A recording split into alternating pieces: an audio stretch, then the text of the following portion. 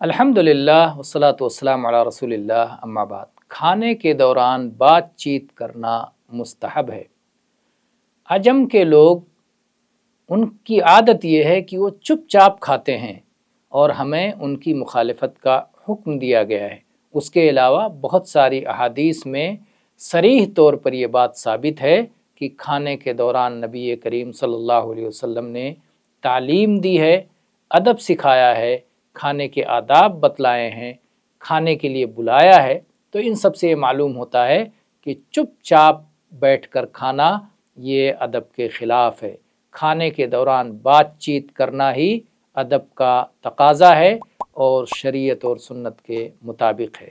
واللہ اعلم والحمد للہ رب العالمین۔